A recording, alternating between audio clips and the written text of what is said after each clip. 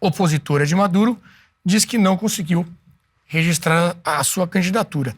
Essa situação gerou uma nota do Itamaraty.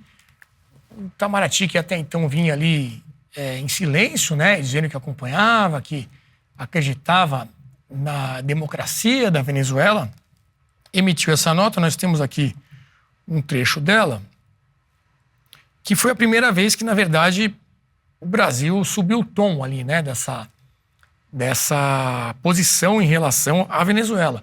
O Maduro teve aqui recentemente, o Lula em nenhum momento chegou a falar mais grosso.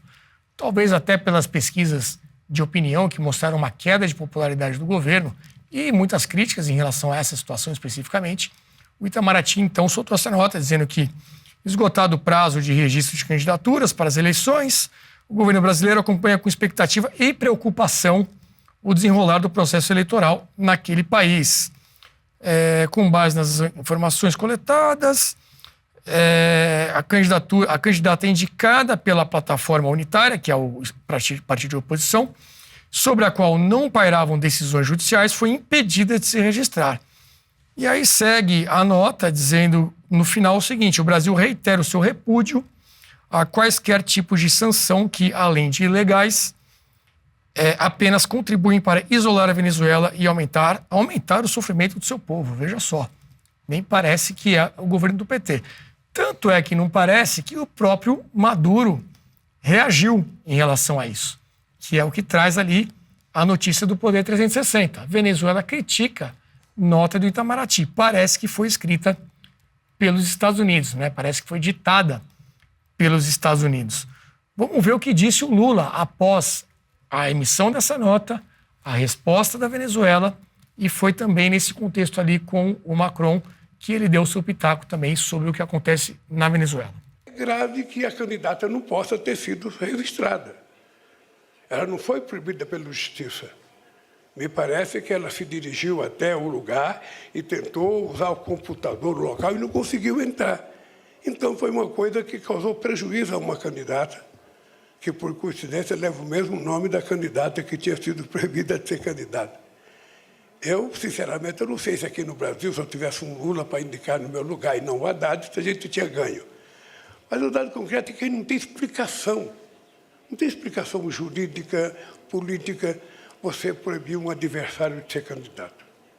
Aqui no Brasil, todo mundo sabe que todos os adversários serão tratados nas mesmas condições que qualquer pedro. Aqui é proibido proibir, a não ser que tenha uma punição judicial e que essa punição garanta o direito, sabe, de defesa das chamadas pessoas prejudicadas. É isso.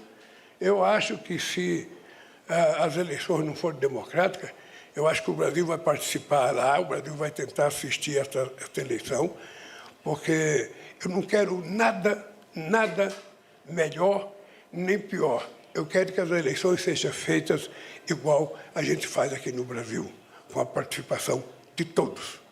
Quem quiser participar, participa. Quem perder, chora.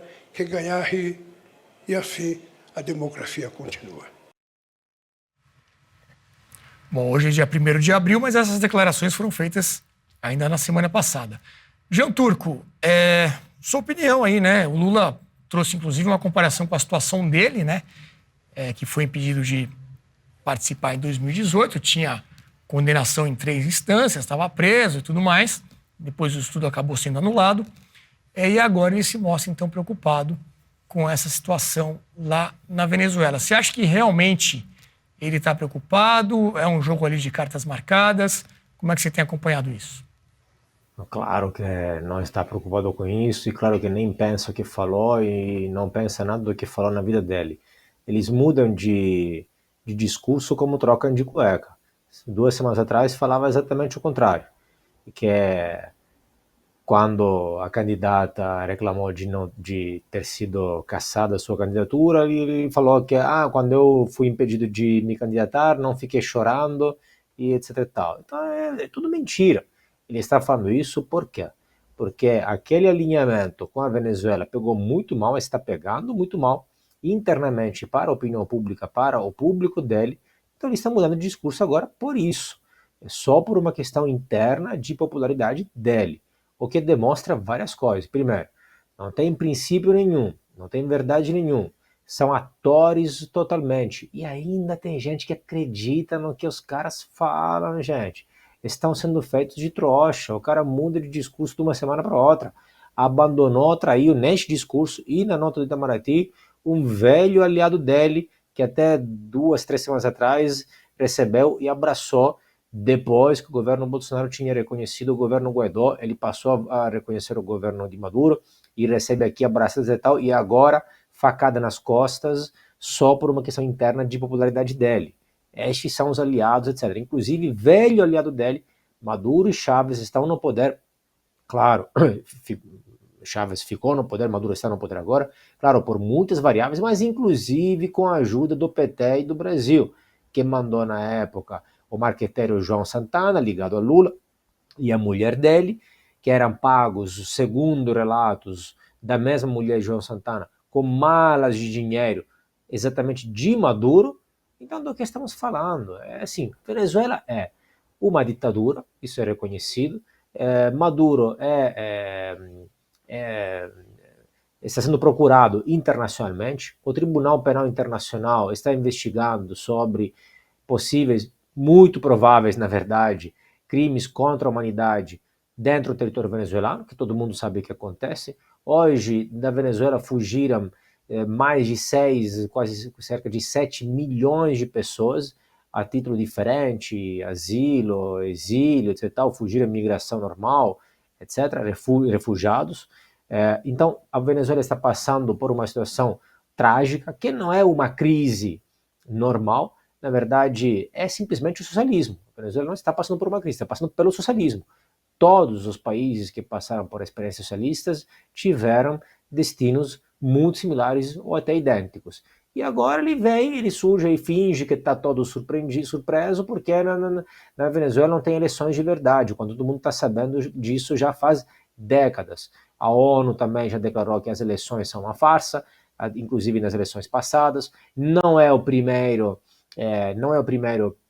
opositor de Maduro que está sendo impedido de concorrer, outros foram colocados na prisão, etc. E já ele declarou, até na campanha eleitoral, que a Venezuela é uma democracia vibrante, então é tudo uma mentira, simplesmente uma mentira. De fato, por trás do discurso, da narrativa que é para a opinião pública, ele continua sendo aliado, ele continua apoiando. É claro que Maduro deve saber de alguma coisa, ele deve saber talvez que essa nota realmente foi mais ditada pelo Itamaraty, pelos técnicos do Itamaraty, mais que pelos políticos do Planalto, pelo mesmo Lula, Mauro Vieira, etc.